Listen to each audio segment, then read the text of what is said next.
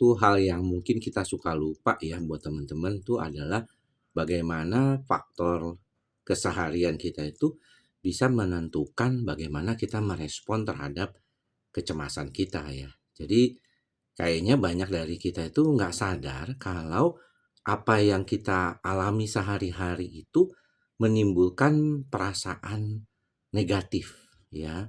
Kita sudah sering bahas ya di dalam beberapa video terkait dengan emosi negatif, bagaimana emosi negatif itu bisa memberikan perasaan yang tidak nyaman buat diri kita dan juga yang lebih dominan adalah mengaktifasi sistem amigdala kita.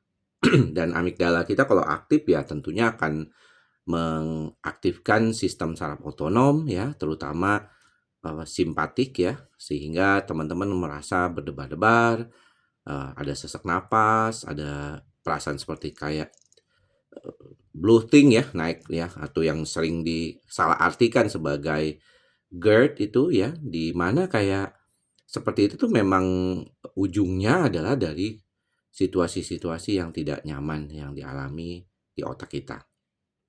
Namun ada beberapa dari kita kan melihat, perspektif gangguan cemas itu sebagai sesuatu yang sifatnya itu pasti ada pemicunya yang jelas, yang besar gitu, yang kayak peristiwa traumatik ataupun sejenisnya. Padahal nggak selalu ya teman-teman. Ada beberapa hal yang mungkin hanya sebagian dari kita tuh memahaminya, bahwa ternyata keseharian kita bersama dengan pasangan kita, orang tua kita, anak-anak kita itu jadi pemicu yang dominan. Makanya mengapa saya selalu bilang sama teman-teman untuk ikhlas dalam menjalani kehidupan ini ya.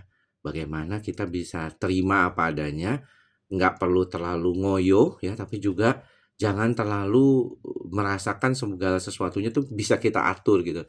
Kadang yang kayak gitu itu yang bikin kita jadi nggak nyaman. Kita merasa semuanya kita bisa atur, semuanya kita bisa kendalikan. Tapi ternyata hasilnya enggak juga ya. Banyak dari kita tuh akhirnya harus menerima kenyataan bahwa kita tidak bisa mengatur semuanya. Ada sebagian dari kita yang mungkin perlu perhatian pada hal-hal yang tidak bisa kita kendalikan. Dan itulah eh, bagaimana kita melatih keikhlasan kita.